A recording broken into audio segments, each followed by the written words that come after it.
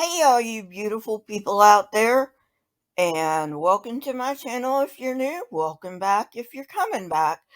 Um, the software that I use for these kinds of videos have changed, so I wasn't quite sure how to do the lip syncing on the last video, but I have figured it out. So please subscribe to my channel. If you're already subscribed, make sure you're still subscribed.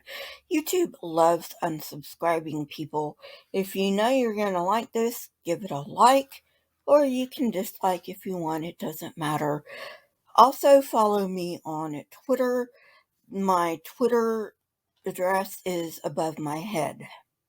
So I figured I'd give old Hammy Boy a break for a while and go back to good old Dr. Biddle at Genesis Apologetics. However, you still need your facepalm gear because, like all the other apologists, Dr. Biddle is a facepalm person. So grab your snacks and let's get going. Dr. Biddle, I turn it over to you. Start your babbling. And while you're thinking about it, if you're new, why don't you go ahead and hit that subscribe button? And if you've already subscribed to me, make sure you're still subscribed because for some reason, YouTube loves to unsubscribe people. Also, if you're new here, I'd like to thank you very much for giving me a chance. And for my fans and subscribers, thank you so much for coming back. You are the lifeblood of this channel. And now, with that, let's get on with the video.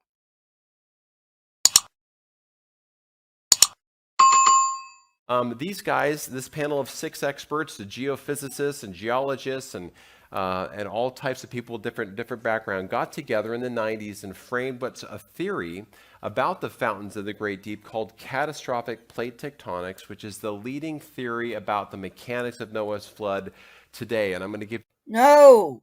Oh my God, no! How many times do we have to tell you? Theory is not synonymous with hypothesis. Theory presents a set of facts and makes claims regarding those facts. Since you have no idea what a scientific theory is, let me give it to you straight. Facts are at the bottom. Laws are in the middle of the pyramid. Theory is at the top. So a theory brings all of it together. And a theory is the highest level in science.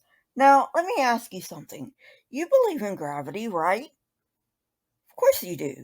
So, did you know that gravity is not only a fact, but it is also a theory? So, would you dismiss gravity as just a theory, or would you not do that? Of course you wouldn't do that.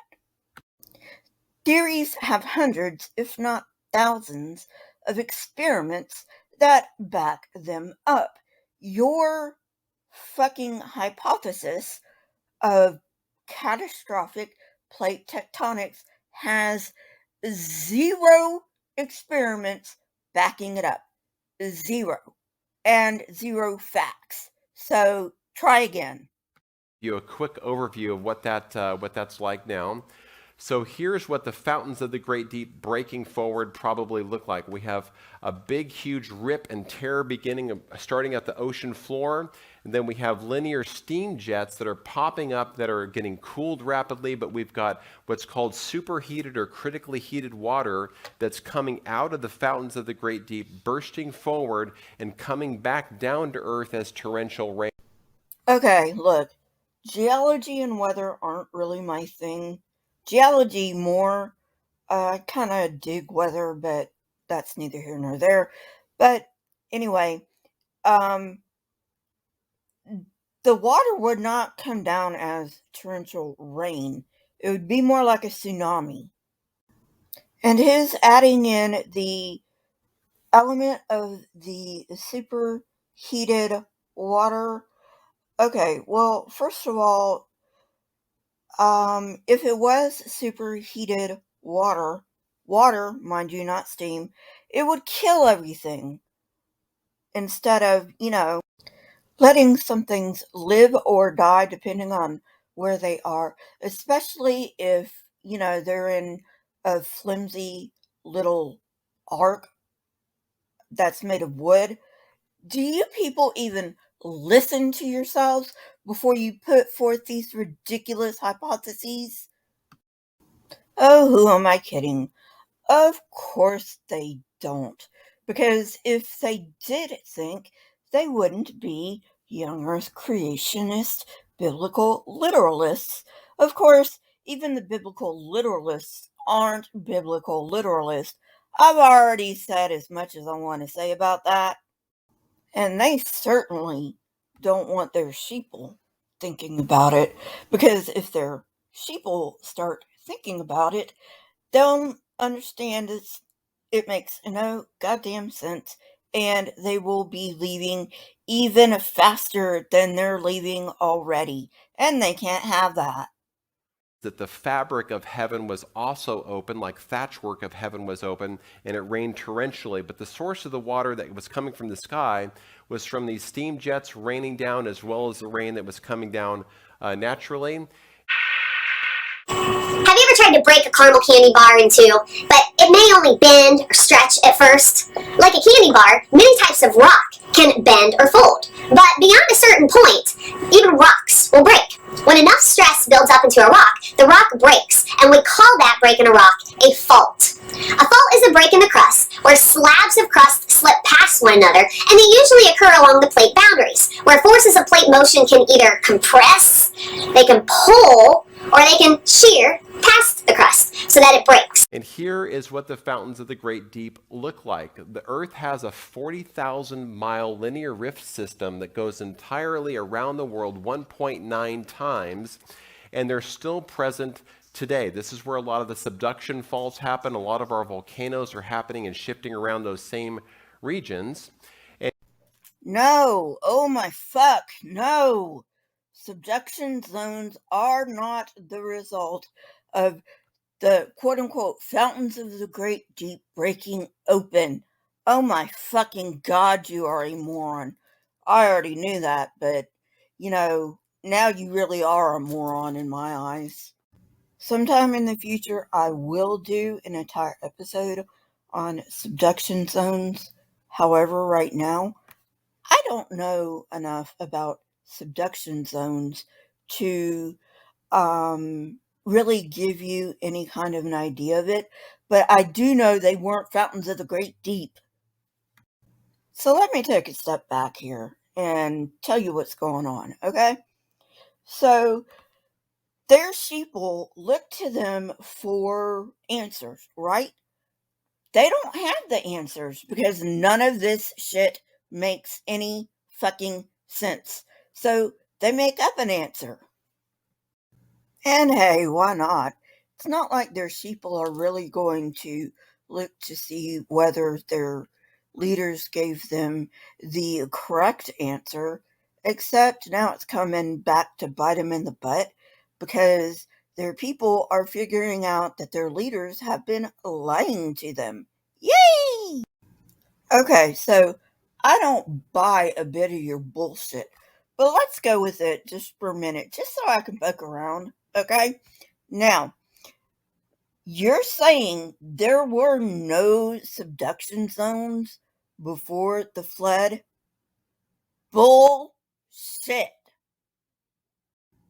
Also, you're talking about superheated water going from superheated to super cool and then coming back down to earth. Now, that would not happen, but let's just go with it for Christ's sake and say, it could happen. If superheated water came out of the quote unquote fountains of the great deep, like you say, it would be scalding hot water and would kill everything on the ark, thus leading to the ark being totally, totally useless. Why don't you think about this shit? Supercooling also demands altitude, which you don't have. And because, everything had to be like flat on the earth in order for, 22 feet is not altitude, dude. So come on, do better. In fact, why don't you just scrap this whole thing because it's done for? So before we go on, I need to point out a few things. First of all, God fucked up again because, according to the Book of Enoch, which is not canon, the Watchers, which were the angels God made to watch the earth, decided that these women looked good. So they're like, okay, well, we're going to take them for ourselves. And this union between human women and the angels resulted in the Nephilim. And the Nephilim were what God was really mad at. So, in other words, God fucked up by not being able to, I guess, separate angels from humans, and they had sex and they had the Nephilim. So let's put our thinking cap on here for a minute, okay? I know it's hard for you to do, but let's try. So God is ultimately the one to blame for the Nephilim being on the earth, and the Nephilim are responsible for the evil on the earth. So why is God punishing humans again? They didn't have any choice in the matter, okay? And why punish the animals? That makes no goddamn sense. And also, what about the land plants? You haven't even um thought about how they're still here.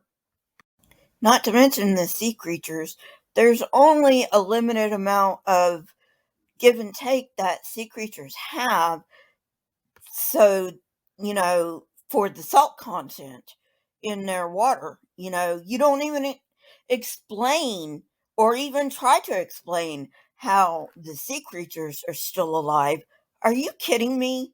Dr. Baumgartner emulated. We basically have a Pangea-like formation before the flood that breaks apart catastrophically and spreads over a 1-year time frame as the continents are moving apart at a speed of about 5 miles per hour. So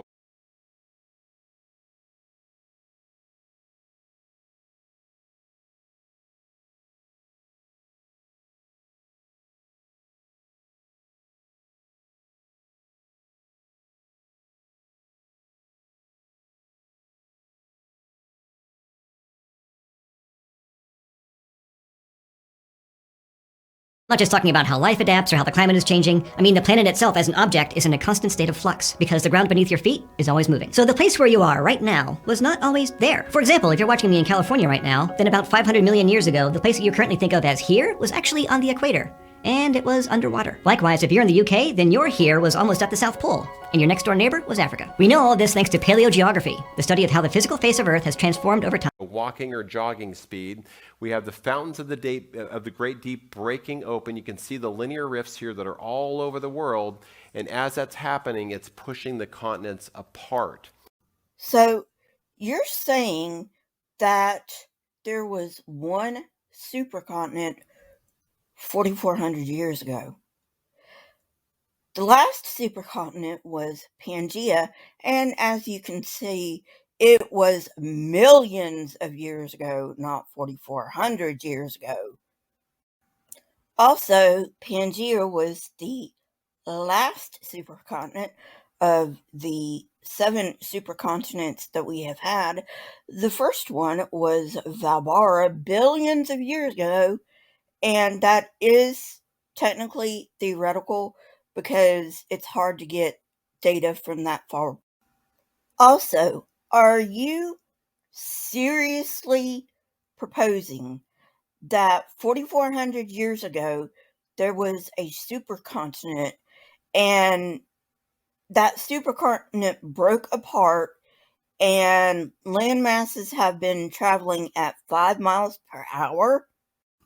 Look, I'm far from a math wizard, but even I can make a quick mental check of this math and can tell you that the math does not work.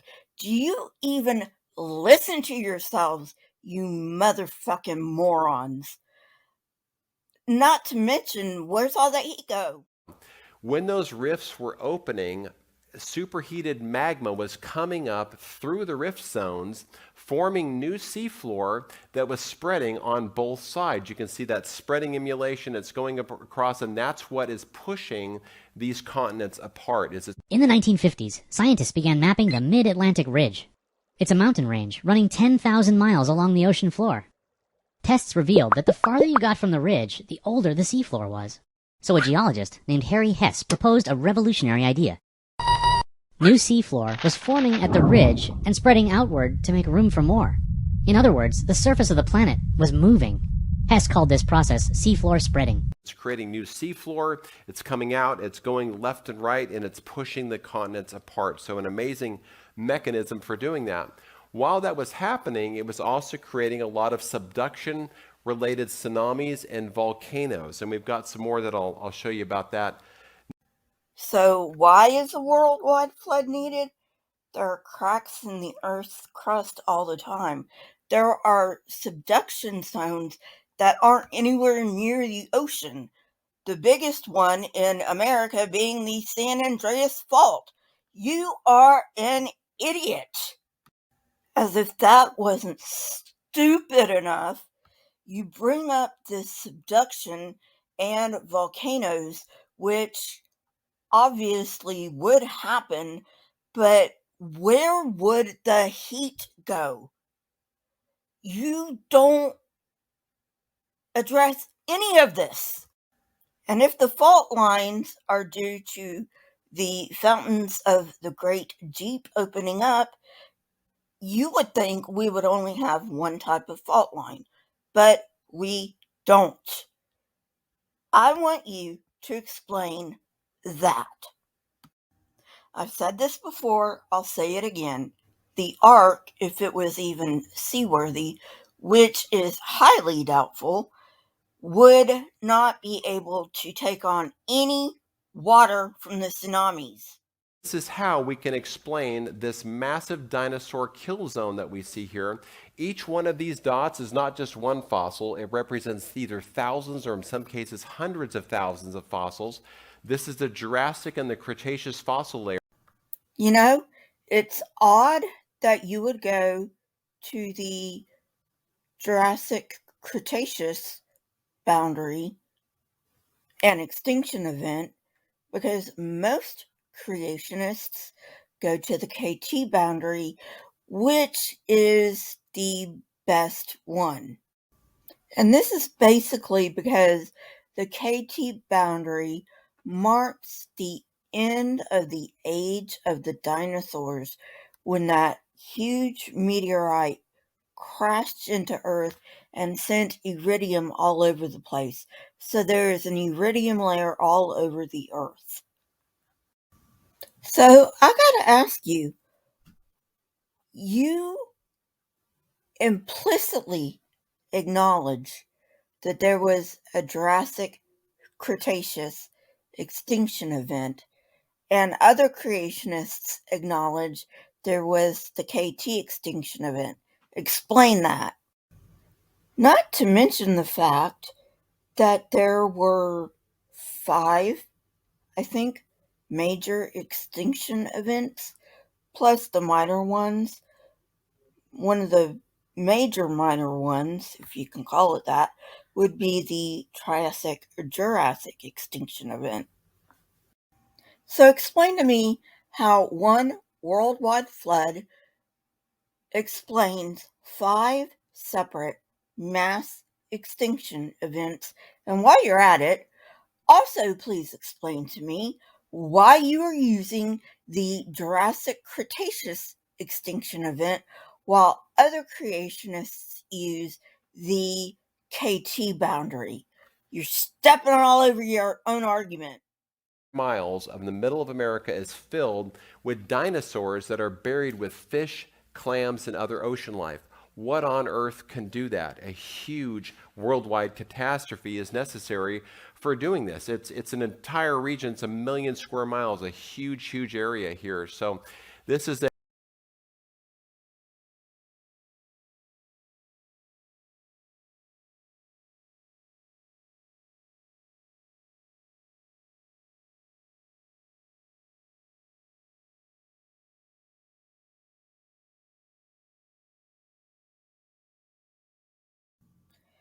I'm sure the real scientists were just as surprised as you were to find ocean creatures that are fossilized in the desert.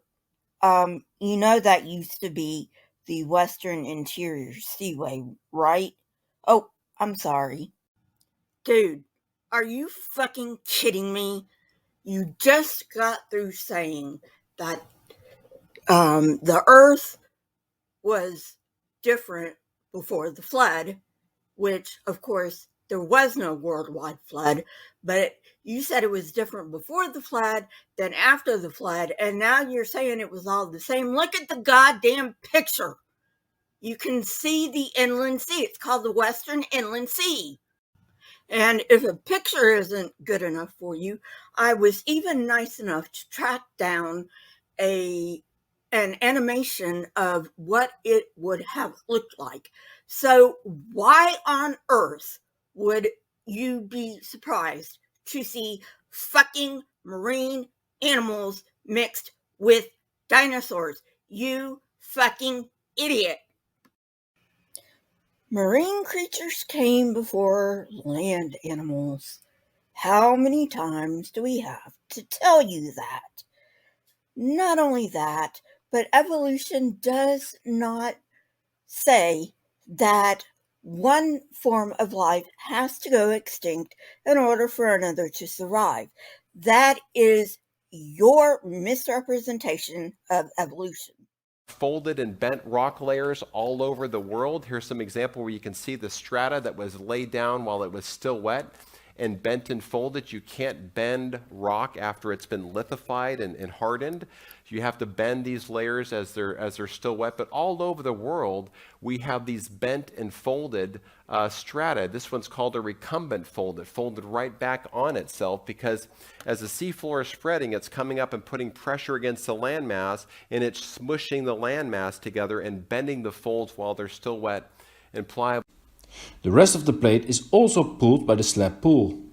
It may happen that there is both oceanic and continental crust on that plate.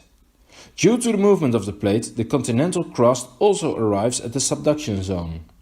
Now two continental plates collide. Both plates are lighter than the underlying asthenosphere. As a result, there is little or no subduction. The plates are pushed together and they fold. Sometimes you can clearly see that the rock has been compressed. You know what? If your audience isn't offended, I'm offended for them. How dumb do you think your audience is in order to think that they think that lithified rock actually folds? So since I don't know a whole lot about geology, and I will learn about geology, okay? Just give me some time. I found a video about recumbent folding, okay? Everybody knows lithified rock does not bend, you idiot. I can't believe I have to tell a grown man who is projecting himself as an expert on this that dried mud is not a synonym for rock. Come on, get with the program. I'm going to address my audience here. These young earth creationist bullshitters want you to fall for their bullshit because they think that you will. Don't be that stupid. Honest question. How can adults be this stupid? I mean, honestly, you know, there's a verse in the Bible that says, when I was a child, I talked as a child and thought as a child and blah, blah, blah. Well, you know what? You're still doing that, you idiots. At any rate, thanks for sticking with me through the stupid. Please subscribe if you haven't already subscribed. If you are subscribed, please make sure you're still subscribed because YouTube loves to unsubscribe people for some reason. Also, if you think this video deserves a like, please like, or you can dislike, it doesn't matter. And please share this with your friends. I don't think I'm getting much in way of algorithm. Also, if you would, please leave a comment down below. I read each and every one of your comments, and as in way of comments, if one of your comments is erased, I did not do it. I believe in freedom of speech. If you like what I do, please become a member. You can become a member for as little as 99 cents a month. These awesome people have already become members, and you get custom emojis, and you get these early, at least a day early. And as soon as I get enough members, I'm going to be having members only live streams. So if you are financially secure, and only if you are financially secure, please consider becoming a member so I can keep bringing you this content, especially if you like it. You know, I enjoy making these videos, but it would be nice to have something other than just enjoyment. Well, friends, you have a wonderful week. I will see you back here on one of my debunks or in, one of my live streams. If you'd like to come to one of my live streams, I'd love to have you there. And so, yeah, think about it. And like I said, share this video. I don't think I'm getting much in the way of algorithmic